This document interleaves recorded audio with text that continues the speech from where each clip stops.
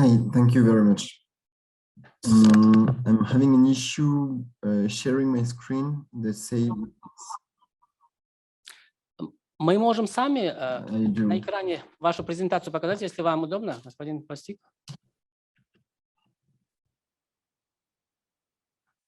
It's as you wish. I prefer to share it, but if it's not possible, it's okay if you do it. Yeah, please, не, пожалуйста, вы сами, если.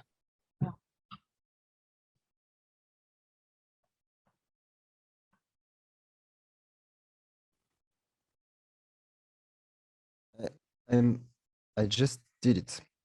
Дайте ему доступ. And for the presentation, Господин Постик, 1 минуту, да, 2 минуты. Сейчас for the presentation, it says, okay. Сейчас 2 минуты. Yeah, I'm not able to do it.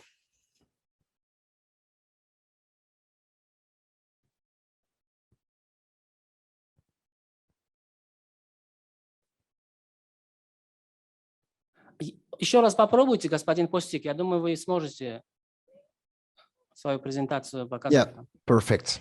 It works.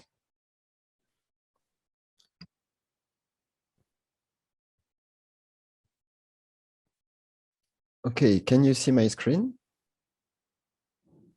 Да, видим. Perfect. So thank you very much for giving me the opportunity to speak here. I'm trying to minimize the Zoom controls so I see my screen correctly. Okay.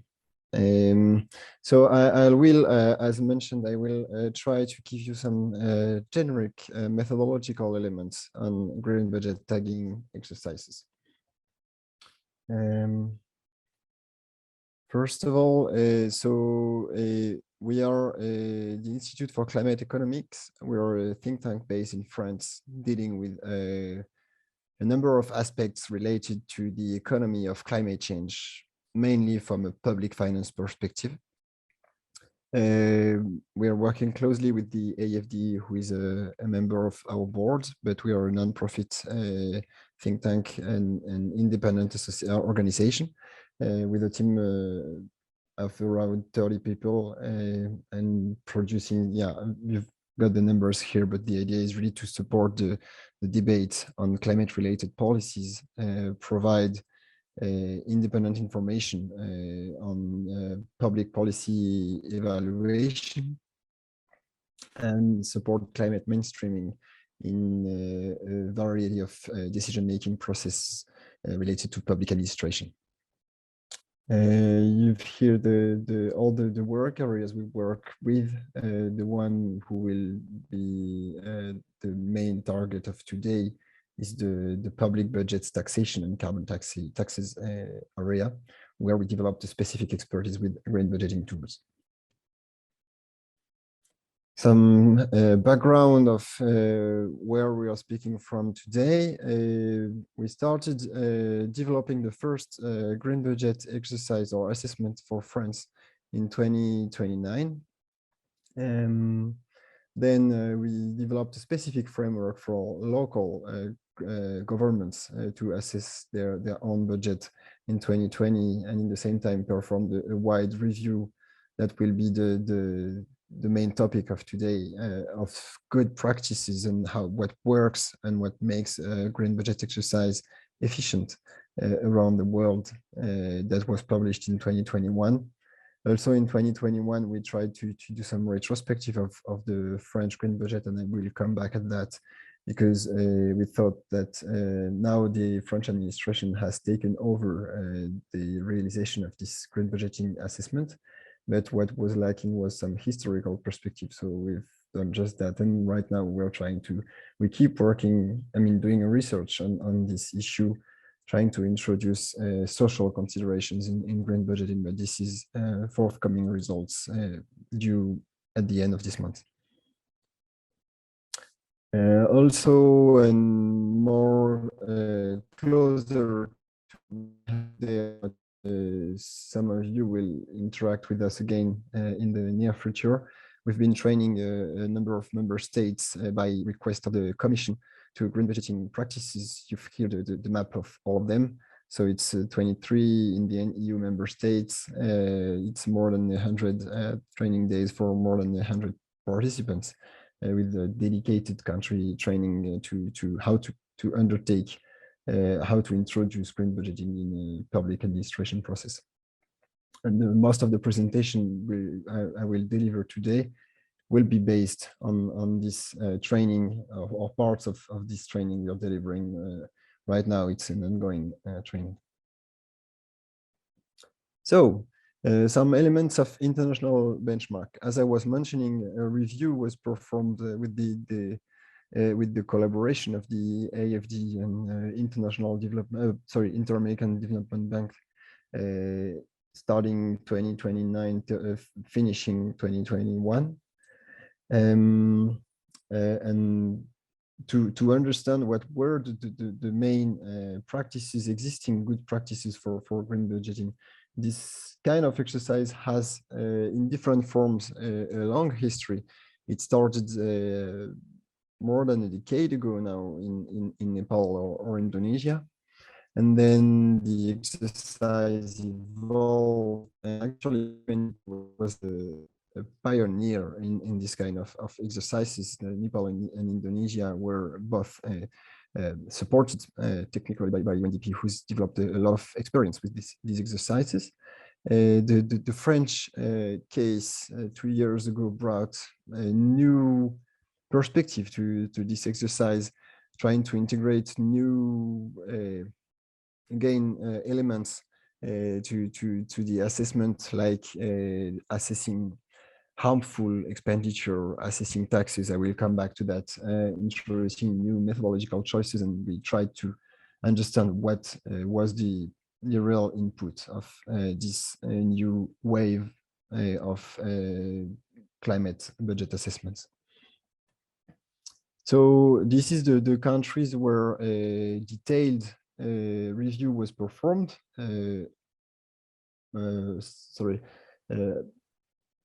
A bit further than the initial desk review that we ran for all the world. We delivered also very specific case studies for this country. So the results will be made based on these very specific case studies. The key findings from this study, maybe the two most important ones, is why engage in green budgeting and different objectives and targets, which really shape what should be an efficient climate budget assessment. And the second one is how it transforms into specific methodological choices, who seem like very technical choices, but in the end are really political one and have real political implications. So why engage in green budgeting? What we've had is that we've split all of the objectives that we've seen, and I will show some of you afterwards, in 4 categories. The first main overall objective is to facilitate access to international financing by identifying funding gaps and demonstrating government commitments and co-financing. That's the first objective. The second one is more an objective of transparency, to reveal the extent of climate and budget links, improve transparency, also raise awareness on government action and effort. Those 2 objectives for us fall under the categories of showcasing national efforts. It's really about making people, whether it be the general public or specific financiers, aware of, or it could be also like the UNFCCC peer countries. It would be about showing what's being done and what's the effort put in changing the course of the country regarding climate change. The second category of objectives is a bit different. The first one would be to ensure the consistency of budgets across ministries and with environmental action plans, reports, and national commitments. So it's really about bringing national long-term plans and strategies into budgetary planning. And that's moving a step towards planning from reporting. And the second one that has been reported a lot is to improve the effectiveness of spending facilitate trade-offs and the prioritization of expenses. So here we're really talking about, as was mentioned here, effectiveness. So it's not only make sure that the budgets take into account the fact that there is a national low carbon strategy.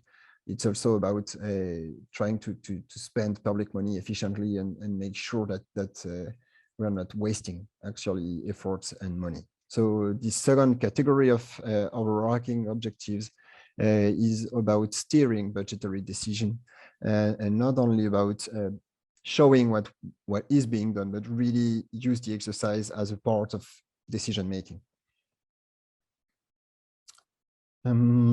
So that's from the OECD review. There will be, by the way, at the end of this presentation, a list of useful material and reports published by other institutions. And the OECD made a very exhaustive review of green budgeting exercises and what are the base principles for green budgeting. And one of the main principles they also highlight is the fact that if a green budget assessment is to be a national exercise, it has to start by identifying what should be the national priority, what is the national priority, and what should be related to this national priority, the objective of this assessment. So here are some examples. I will go a bit quickly to make sure we don't end the presentation too late, but that's the examples related with the first goal as identified in different presentations. I will leave it to you in the material afterwards, but you see that roughly half the countries identify the access to international financing as one of their key objectives for green budgeting. Then for the second one, making the public aware of their government's efforts. Again, half the countries, not exactly the same half, but still half the countries will also take this objective for their green budget assessment. Then a good many countries, actually nearly most of them, nearly all of them actually, would state that this exercise is really about bringing long-term strategies into green budget, into budgetary planning. Sorry, so that's a stated objective of efficiency of national effort for nearly all of the countries. And then again, not exactly the same, but nearly all of them state that this tool should be helping them to improve the effectiveness of spending, facilitate their trade-offs, and the prioritization of expenses. So we see here that displaying or making explicit the national effort is something that is important and recognized in many cases, but the most important role of this exercise for nearly all countries is really about facilitating decision-making, facilitating trade-offs, and improving the efficiency of the outcome of the decision. And then maybe a last word about this objective of facilitating decision-making, and that's really about where and when you should publish the results. According to the objective, the moment when you publish the results and who is supposed to read the final report of this exercise will vary a lot. In some cases, you may want to produce it before the budget is voted to facilitate, for example, the role of members of parliament in voting, or you can say that they have to wait a year and make it available for the government to draft the first project of the budget. So there's a lot of options here. I won't detail them all in this presentation, but that's something really important to think through, is really who you want to reach and when in the budget cycle, depending on what you want to achieve. And then going a bit more into detail in the key methodological choices that will shape a green budgeting exercise.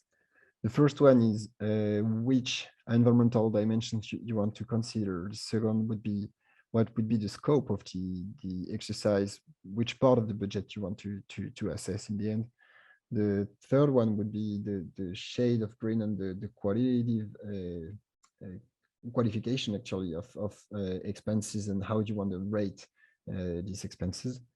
Then it's about including or not harmful spending and spending that is really, from a point of view of the environment, a waste of public money. It might be very efficient for other users, and that's what makes it interesting, but I will come back to it a bit later. And then the last point is about quantitative weighting. So it's about trying to get an actual number of money that goes into climate from a very broader expenditure line. So environmental dimensions, we usually had 1, 2, even 3 climate dimensions in these exercises. The first one being mitigation, the second being adaptation, and the third one being management of risk and disasters. That's historically what was here. And then some separate exercises were developed also for biodiversity that were really similar to what was being done for climate. But for a while they lived partly independently. And now with the actually one big step forward was the work by the European Commission to develop a joint taxonomy taking into account 6 environmental dimensions for environmental action. That was then taken by the French green budgeting as the basis for their own exercises. So now to my knowledge, this is the first of a kind exercise where a budget assessment tries to encompass all the dimensions of environmental action: climate change mitigation, adaptation, water resource management, circular economy and waste management, pollution abatement, and biodiversity and sustainable land use. So that's trying to make a whole picture of environmental action of the budget through this tool of green budget assessment. And actually some recent exercises, and I know that has been discussed yesterday, also try to be even broader by including a general view of all the sustainable development goals, which is another way to go.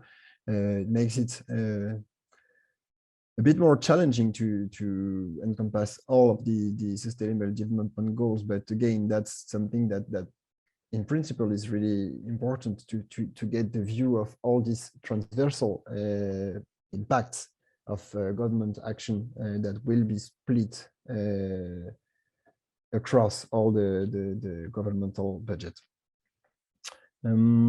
What's interesting, what we've found interesting in this specificity of the French approach is really that it highlights the trade-offs. For example, I don't know, the case of trains, for example, that will be really beneficial from a point of view of climate change mitigation. Making new railways is really detrimental to biodiversity and land use. So that's a trade-off. The case of nuclear energy, for example, is another one where you abate a lot of CO2 emissions, but on the contrary, you have high impacts on the waste dimension. So it's really here to highlight what is the decision you're making and how it impacts other aspects of government action from a budget standpoint. The scope of the tagging exercise. So that's really linked to the way the budget data is structured and can be used. What we've gathered through our different reviews is that to be meaningful, such an exercise has to rely on high quality budget data, and by that I mean being granular enough. That's the first condition, and not have too many blanks. That's not an issue if the perimeter of the analysis is reduced at the beginning. But if we have a large perimeter and half of it is actually not possible to quote because of missing data, that makes it a lot less relevant and less used in the end. So that's in this way, and in this regard, it's better to start small and make sure that we start where we can actually run the evaluation and then increase step by step the range and the reach of the exercise. In the end, what's interesting, is to include different types of budgetary and fiscal measures. I will come back at this later, but trying to work only on expenditure is really seeing probably half of the picture, because the tax is also or the fiscal system is also a large incentive for people to. What's interesting is that usually most taxes, most taxes related to the environment will be energy taxes, and these taxes actually go in the right direction, right? Energy taxes really discourage people and firms to use too many or too much energy and fossil fuels. So that's also something to note, that taking into account this fiscal side of the picture actually delivers better results in terms of how green is the whole budget. When possible, that's also really country dependent and context dependent, but including public operators and state agency makes a lot of difference in countries where, for example, all of the, the energy sector would be partly public, then not taking into account this specific part and partly autonomous, not taking into account this specific part of public action would be again missing a large part of the picture. The shades of green, that's has been a large topic of debate, and it has been also changed recently. For example, at the European level, they had to add a new level for shade of green. I know Com after will be presenting the French case, so I don't want to go into too much detail on how it's been done. But what's important is really to make the difference between what is really beneficial in the short and long run, and what seems a good idea for now, but in the end will be locking the country in I don't know, for example, investing in a not sufficient enough power plant that will be here for 50 years will probably be better than average today, but will be way out of track in 50 years from now. So being able to in the budget assessment to highlight this kind of different nuances is really important. Then also an important element here is should we consider to quote an expenditure or to quote a tax? Should we consider only the objective, which has been the case for those of you familiar with it, with the RIO markers? So just checking if there's a real intent to act on climate change, or should be checking on the impact. And on that, our position is that both information are relevant. So ideally checking both, but if there's a choice to make, probably the impact is more important. And here I am going back to what I was presenting at the beginning. If the idea is really to improve the effectiveness of budget spending with impact and not with intent. Intent is really about the effort and displaying what are the intentions of the states and how much effort it puts in fulfilling these targets.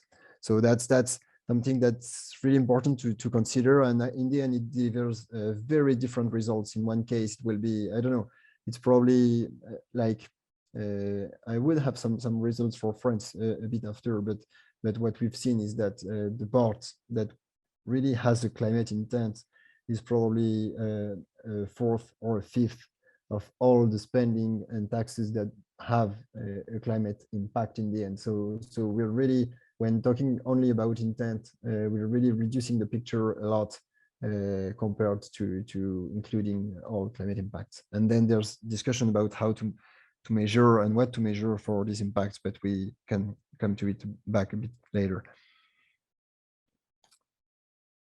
Harmful expenditure. So that's, I think that's probably one of the most important points in this presentation. Really to an assessment to positive expenditure. And why is that? Because again, it's not about displaying effort, and actually there's no intent. In most countries don't have an objective or a target of damaging the climate of the environment. We all know that's not the case. But usually, for example, if there's a fossil fuel subsidy on one hand and then a carbon tax on the other, basically you're just undoing with one hand what doing the others. That's really an efficient way to spend public money, and in some cases there's no other alternative. But in some cases options can be found, and for that it's really important to at least get a grasp of what are these negative expenditure and how they're structured to see what could be the options out of that, and make sure that we're not spending money towards green targets while we're just spending or not receiving money for a negative purpose, environmentally speaking. So that's really a matter of effectiveness of public spending. And then the quantitative weighting coefficients, won't be long on that one. It's mostly about how granular you can be, and when you cannot describe the budget by individual expenditure, what is the method for aggregating the expenses, because some information is obviously lost when aggregating this expenditure. And this percentage is, then there's different methods, but probably the bottom line here is that when possible, it's better to avoid them, because it gives a distorted view. You don't know who put the figure. Most of the time it's difficult to track back, so it also introduces a measure of subjectivity, and it's usually bound to over or underestimate the climate impact or effort in the budget. So usually it's better to avoid them, but if it's not possible, there's different ways to disaggregate expenditures and get these percentages out. Okay, just checking the time. Okay, I'm being a bit long, so try to be a bit shorter. Maybe one thing to have in mind about this exercise is what's the idea behind them, actually. Could have started with that as well. It's really about how to reconcile, and I was talking about a bit before, how to bring the long-term strategy into budget thinking. So that's exactly what these exercises do. And this is a case taken from, I'm not sure, I think, no, it was the French cases and our own French analysis, our own analysis of the French budget. So it's really on the left, you have all of the budgetary programs, and on the right, you have the main priorities as identified by France for its low carbon strategy, and the main pillars of its strategy. And here, all that this exercise does is really try to link the amounts of money that go from one specific program to one specific action priority. So all the bulk of the work of this exercise is to build the correct categories and to build the correct key to move from the left side, which is the budget, towards the right side, with an environmental perspective. This is getting a bit hands-on, and that's something that we will work on for those of you who will be in Paris for the study trip in a few weeks. So I will go through that a bit more quickly. Again, this is how to, okay, maybe some time here. So we've tried, this is from the French categories I was showing before, and showing what's the importance of the national low carbon strategy.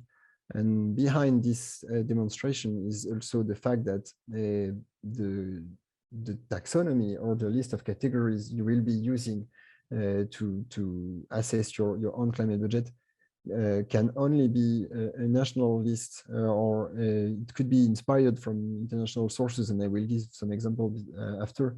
But in the end, it has to be really rooted into the national low carbon strategy and context, because some choices can only be national choices and policy in the end choices. In this case, maybe highlighting some of them. For example, here in France, there's now a target to end sale of diesel and gasoline cars by 2040. So all new diesel and gasoline car today is already considered, all scheme that would have the sale of diesel or gasoline car is considered as brown. In the same time, for electric cars, there's a difference in the national strategy between, the national strategy doesn't specify if a car has to be electric, full electric, or hybrid. What it does specify is a threshold of emissions below which he wants to stay for new cars. And actually, we've seen that the plug-in hybrid cars are below these thresholds of 50 grams of CO2 per kilometer, while new hybrid cars that are not plug-in are on average above. So we have to do, in the case of France, different categories for different kinds of hybrid cars, because they fall on the different sides of what is of this threshold that defines what is green and what isn't. Then there's a lot of cases like that. Gas cars are brown, as mentioned before, but gas buses are not, because the French national strategy has decided that all the renewable gas production should go to public transportation. So we know that there will be a reserved part of the gas that will go for buses, and that's part of the whole strategy. But then it's not supposed to be fueling cars, so cars will stay brown for that from this prospect, and so on and so forth. I won't detail here of all of these examples, but the idea is really to make the difference. Sometimes the line is really thin between what is green and what is brown, and it really has to take the final decision from the national strategy and national modeling. So here, as I was mentioning, is an overview of existing tools and taxonomies that could help developing a national tool.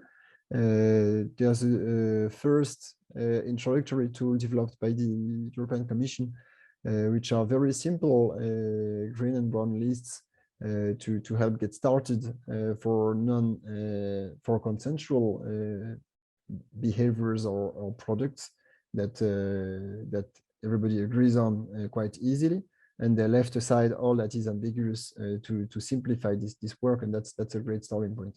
Then there's the full European taxonomy, which is now published, and probably one of the biggest, at least in terms of size, documents existing to describe what is green and what is brown.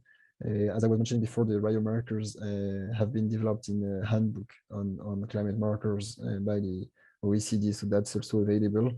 There has been a methodology specifically developed for the COVID recovery plan by the European Commission. That's also something that can be used if necessary. Then there's the CEPA and CRIMA lists, which are statistical descriptions of environmental public accounts. The CBI climate bonds initiative taxonomy is also something that you could get inspiration from. And then there's a lot of other taxonomies. The UNDP developed one with the World Bank for their CPR exercises. The environmental think tank GFLAC in Latin America developed published a pretty developed taxonomy as well. So there's a lot around here. We've tried to give some elements on these ones. Again, some elements helping to characterize these taxonomies. And I will share the material, and the best option here is really to have the tables. I don't want to comment them here, that would be too long, but all the links and material will be maybe something to have in mind is that when you do such an exercise, usually what comes out is around 90% of the expenditure doesn't have any climate impact. And here I mean like the salaries, the pensions, all of the money you invest in, I don't know, justice or education, all of that won't have a climate impact, at least a direct climate impact. And it's so far-fetched that it's impossible to categorize as climate relevant. So what you're actually highlighting in your budget is probably 10% of the budget that will have a climate impact. Half of it, roughly speaking, half of it positive, half of it negative. That's the big figures, and they don't change much across countries. They will change a bit according to national circumstances, but that's really the order of magnitude is always this one. So that's both a good news and a bad news. That's mainly a good news, actually. It's a bit less work than trying to assess the whole budget, and it's also less work to improve the environmental impact of the budget. You only have to focus on 10% of it. That's good to hear.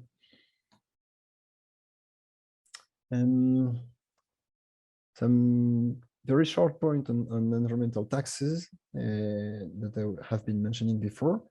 Again, there's a discussion between impact and intent. It's different to have a carbon tax and to have just a fuel tax, while actually both of them are really in the end fuel taxes, but one of them is labeled as carbon tax with maybe objectives, and it's also indexed on the carbon content of the fuel.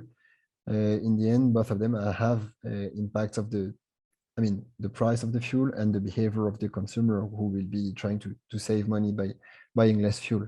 So then it's all about the scope you want to take and the limit you want to set on your exercise. But what we've tried to, what I'll try to show here is that what's important when tracking climate taxes is really to track their behavioral impact in the end.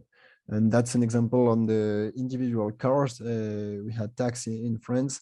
If we look at the revenue from the taxes, probably a bit more than 80% of the revenue is from fuel taxes or carbon taxes that are paid when the consumers fill their gas tank. So they already have the car, and they just have to fill it to whatever. And then 10% is fixed taxes, I don't know, insurance taxes, for example. And then 9% is paid when you invest in the car. And that would be like specific taxes for highly polluting vehicles and so on. And this, what this picture shows is that usually you won't get any signal when you buy your car. And then once you have it, you have to pay, but you can't change it before like 10 to 15 years. So really, this shows that it may be labeled as an environmental tax, even the carbon tax. The impact is of behavioral change. It's really high in terms of raising resource for the state. But if you consider it through the climate perspective, it won't really help people change their cars, because they will have anyway to pay for the fuel once the car is here.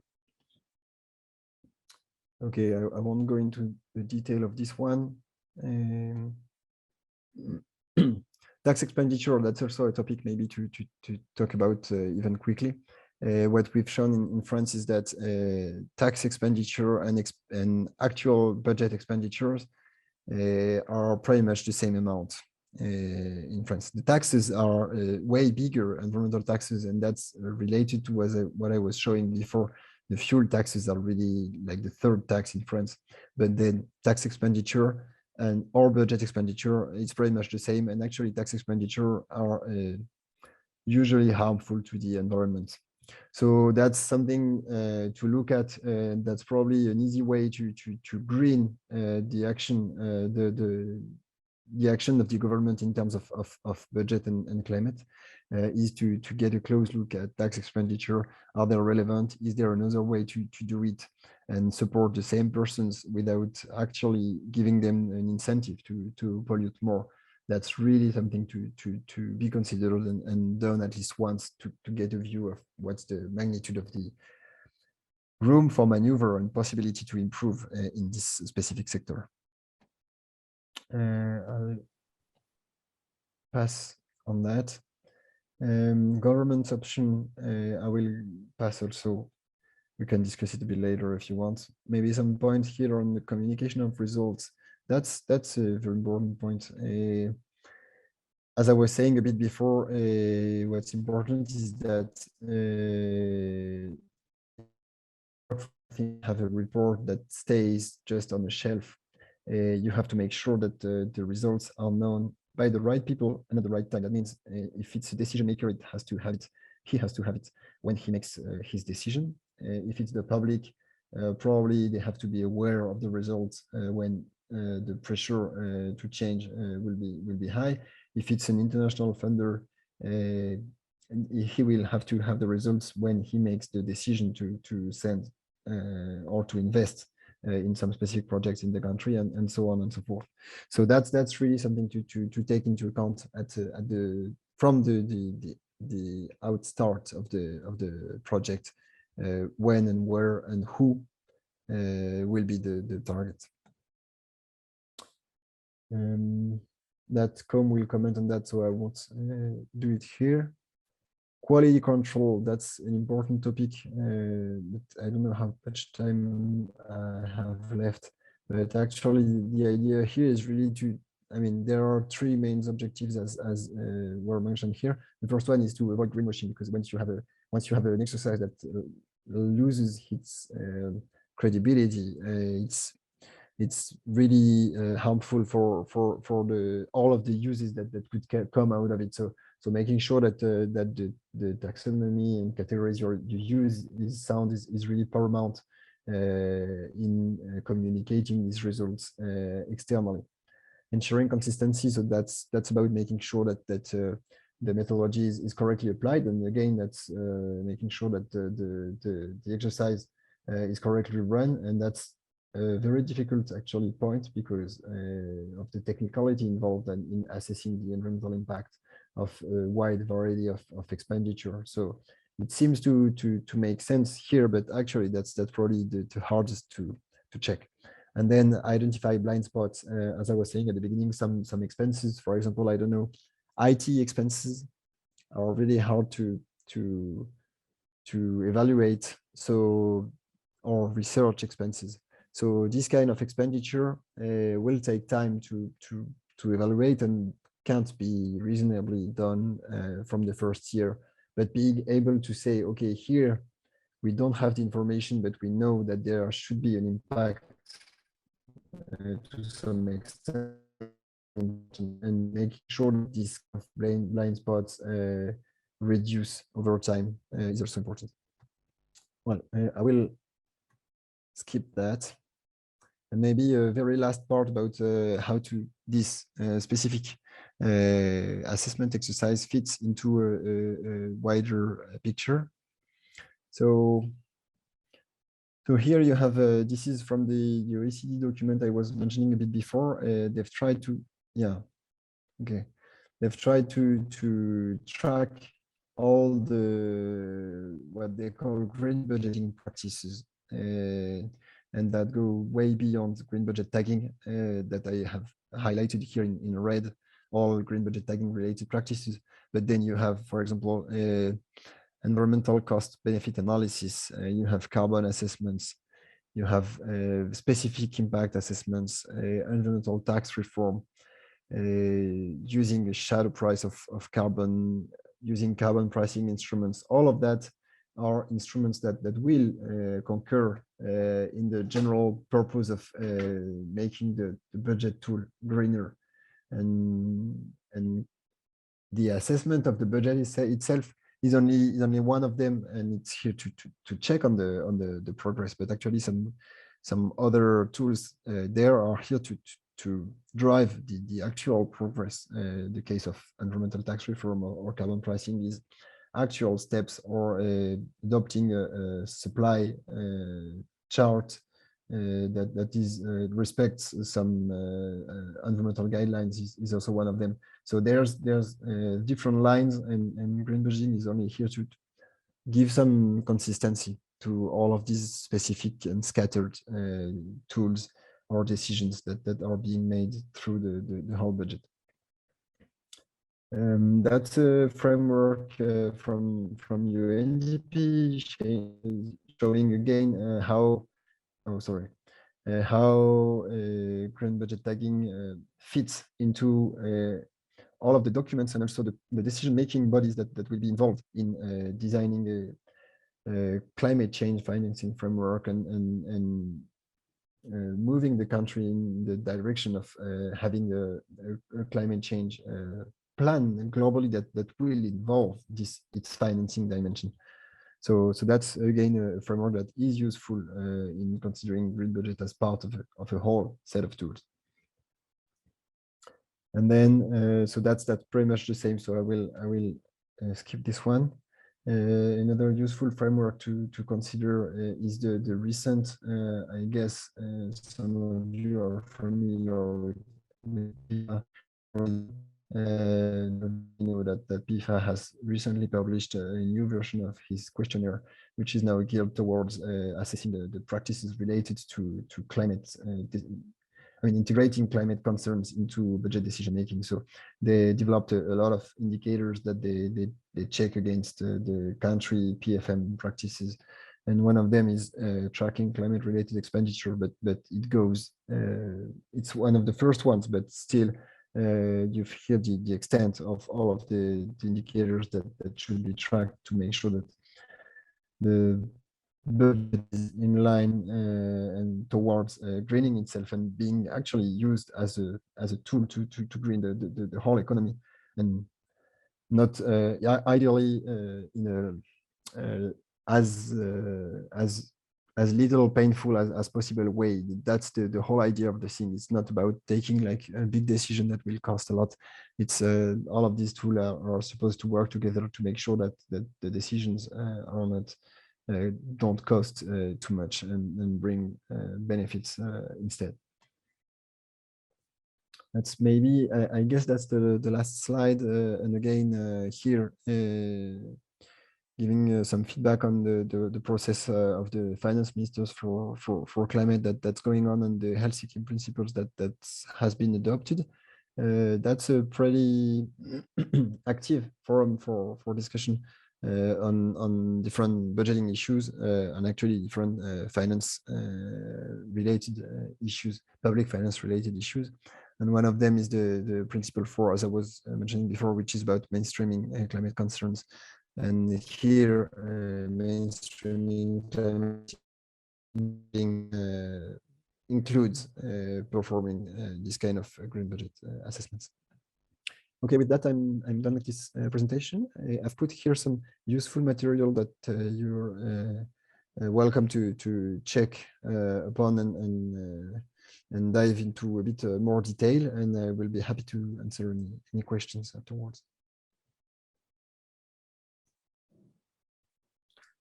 Спасибо большое, господин Постик. Спасибо за очень интересную презентацию, очень интересную презентацию, очень содержательную, очень много информации мы узнали об основных концептуальных и методологических подходах, которые используются в области зеленого бюджетирования, также наглядные примеры из Франции, также то, что вы презентовали, вот эти, какие имеются зеленые таксономии, а также принципы хельсинские. Спасибо большое, коллеги. Если у кого есть вопросы, пожалуйста, можете задать. Также коллеги, которые онлайн участвуют, вы тоже, пожалуйста, можете поднять руки или же по чату задать вопросы. Да, пожалуйста, представьте, пожалуйста. Виктория Аношкина, проект финансирования устойчивого развития в Узбекистане. Ну, прежде всего, спасибо за вашу презентацию. У меня такой уточняющий вопрос. Вы сказали в презентации, что ваш институт готовил руководство да, по зеленому бюджетированию. Значит ли это, что вы разработали всю методологию этого зеленого бюджетирования? Второй вопрос: какие основные трудности были при разработке этой методологии, вообще при применении зеленого бюджетирования? И еще один такой уточняющий вопрос. Вы говорили об охвате, да, то есть вот наряду с бюджетом дальше переходить к охвату там госпредприятий и так далее. Вот сейчас вы применяете эту методологию на уровне национального бюджета. Есть ли намерение как бы расширять эту методологию и охватывать еще, я не знаю, может быть, вот социальный, да, сектор социального обеспечения у вас есть или госпредприятия? Спасибо.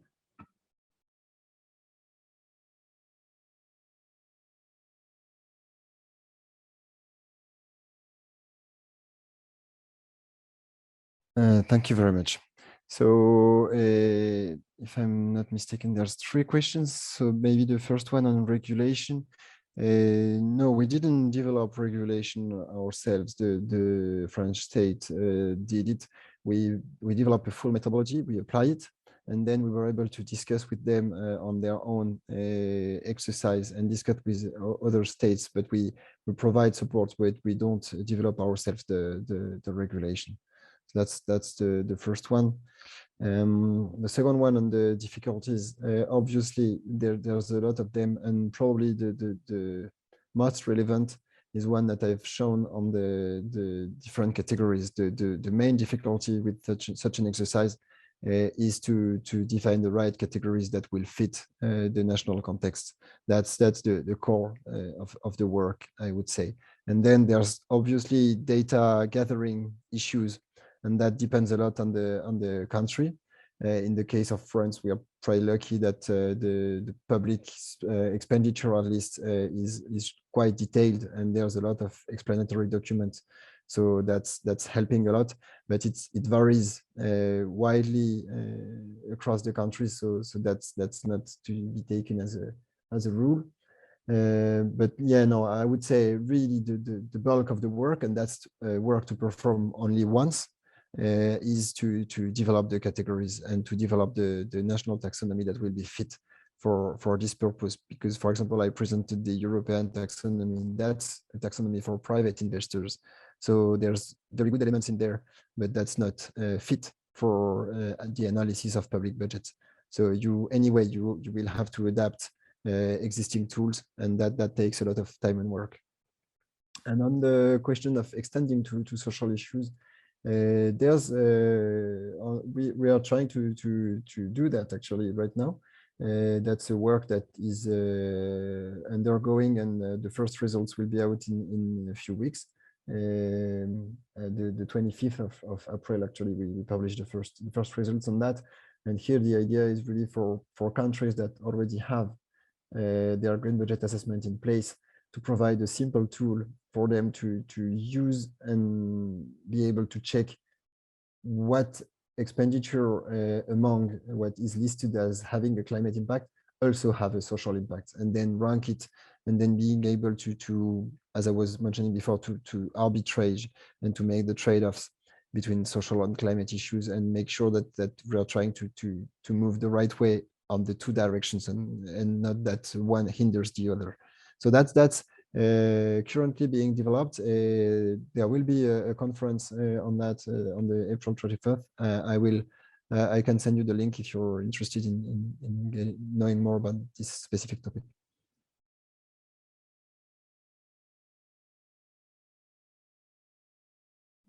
Спасибо. Пожалуйста, да? Возьмешь сначала. Здравствуйте еще раз. Спасибо за презентацию. На самом деле огромная работа была проделана со стороны института. И хотелось бы уточнить. Вы в своей презентации говорите о координировании очень многих министерств, очень многих заинтересованных сторон, которые участвуют в процессе маркировки зеленой маркировки. Я хотела уточнить, это одна единая какая-то интегрированная IT-платформа, которая была создана специально в целях зеленой маркировки, либо это дополнение в ту существующую систему IT, на которой работает Министерство финансов в частности. Допустим, в Узбекистане у нас есть своя система IT, которая объединяет всю финансовую систему.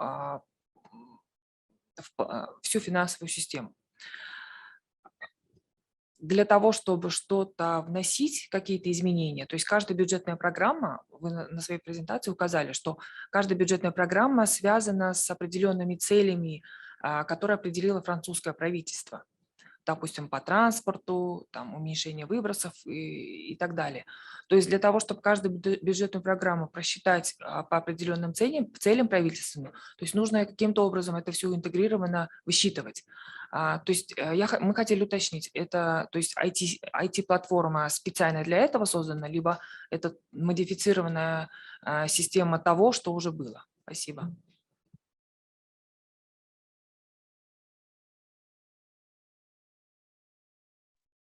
Thank you for the question, and actually that's a really relevant issue. So Com will be presenting the whole process for France. We've run it as an external actor to the state, so that our case is different, and I guess the actual state case is probably more interesting to you.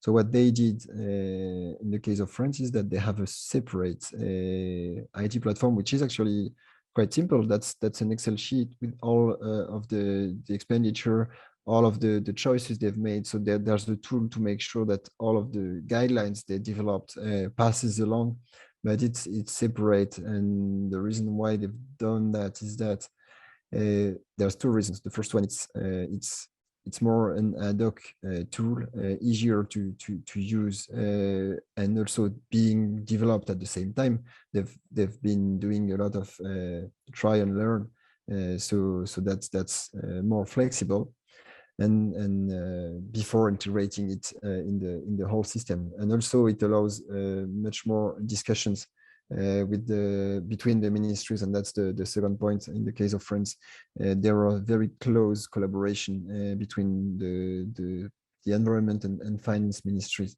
who were really acting together. So having this tool to work on together also helps to fluidify the work between two different ministries.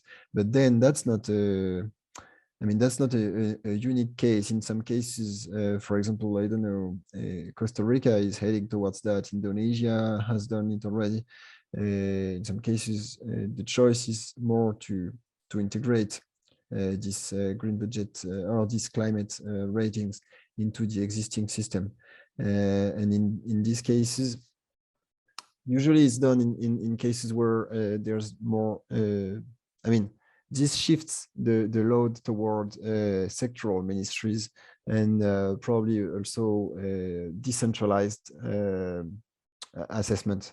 So that's a choice to be made of how to manage the exercise. Who should be making the bulk of the work? Is it a centralized task force within the finance ministry?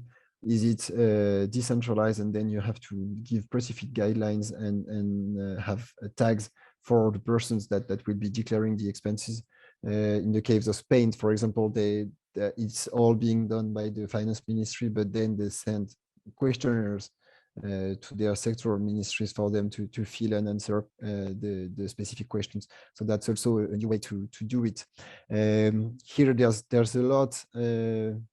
There's a lot many options, and it really depends on the existing structure and how much you want it centralized, how much you want it only an assessment that is relevant to the finance ministry, or something that should be shared by different agencies and authorities.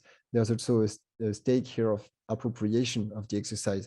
Ultimately, as I was saying, this is supposed to help decision making, and it's also through making people aware of the impact of their choices. So probably using a decentralized scheme where everybody should input something into the IT system. It's a lot more work. It's a bit more fragile because there's a turnover and you have to train people again and again and again. But then in the end, that's also a way to get the stakes within each agency and sectoral ministry. So that really in the end depends both of the existing structure and then the goal or the aim of this exercise.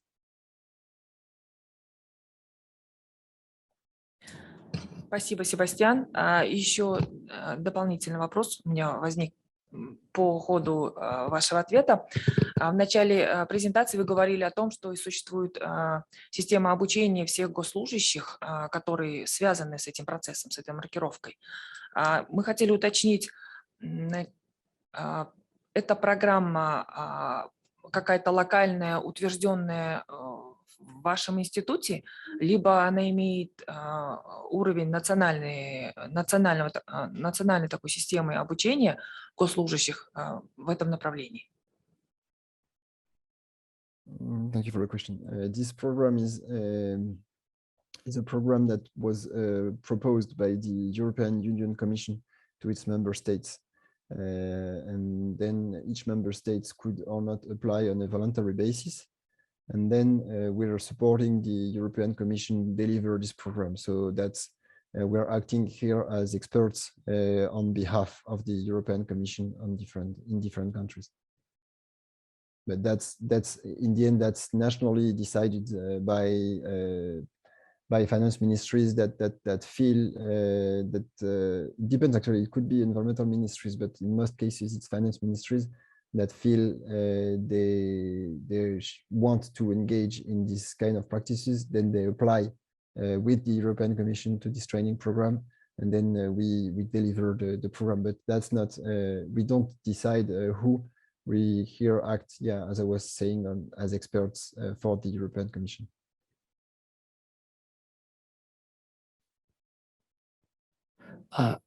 Себастьян, у нас еще один вопрос, да? Пожалуйста. Hi, my name is Vigzor Tulugov, and I work at the Ministry of Finance. You were describing about the 5 key methodological choices, and one of the key methodological choices was using the quantitative weighting coefficient. You stated in your presentation saying that it's actually assessed the share of a budget item that's actually spent on climate. Can you describe more of the coefficients that's used in the France? I mean, how do you assess this coefficient? Do you specifically identify and give weightings to the climate areas expenditures that you give the priorities based on your national strategic strategy, or you index the whole expenditure and you allocate it to the whole expenditures? Yeah, it's a very good question. In a sense, in one sense, France didn't use any quantitative coefficients. They used like binary coefficients. They had sufficiently disaggregated. They worked with data as the most disaggregated level. So at the level where they worked, an expenditure was either totally linked with an impact for the whole expenditure, or not at all implied. They've changed a bit that, but that's the whole idea. What I was mentioning is that, for example, in the case of CP or exercises like the UNDP promotes in some country cases, this quantitative weighting was used. For example, if climate is a primary objective, then the quantitative weighting would be around between 80 and 100%. I don't remember the figures right, but the whole idea is this one. If climate is a secondary objective, then the weighting would range between 40 and 80%. And then if the climate is only like a side effect of the measure, then the weighting would be around 0 to 40%. And that's a way to, in the end, account for the amount of effort that is put through these specific measures towards climate. But in the case of France, they didn't do it. In other cases that could be used has been used, for example, in Colombia, is when you try to assess two different climate dimensions and try to see which part of the expenditure should be tagged as mitigation and which part should be allocated to adaptation. And then there's again, there's a ratio, and in this case, if I remember correctly, GFLAC, who was the person, the institution in charge, derived the whole list of what should be the coefficients. So that exists. But again, in the case of France, they've rated each dimension separately. So you can have like 100% on mitigation and 100% on adaptation, or 0. But the two quotations are separate. So they didn't have to recur to this kind of splitting coefficient, which is also good because in the case of Colombia, there were only 2 dimensions. Now that we have 6 environmental dimensions, that's really hard to say, okay, this percentage is allocated to climate, and this one is to waste, and this one is. So it's better to have the separate quotation and may show how it looks in the end, in the final assessment, than trying to separate percentages specifically. Last one. Is the document is available online so we can access it and try to get to know in more deeper? Yeah, definitely. Right, I can share the link, or can share them, both our work and France's work, and it will be in the presentation material. I've put all the links in the end, so you can access it through these links. And in both cases, in our cases, all of the material exists in both French and English language. So yeah, you have it all. Thanks. Себастьян, еще один вопрос, пожалуйста. Good afternoon. First of all, thanks for the presentation. So my name is Shohrukh Shanko from Ministry of Finance, State Budget Department. In your presentation is full of information, and which is we want to know more deeper, as my colleague mentioned. And one more point I want to just ask from you, as a person who mostly involved in the whole process of this green budgeting, and as a beginner country, could you suggest the list of actions we need to avoid?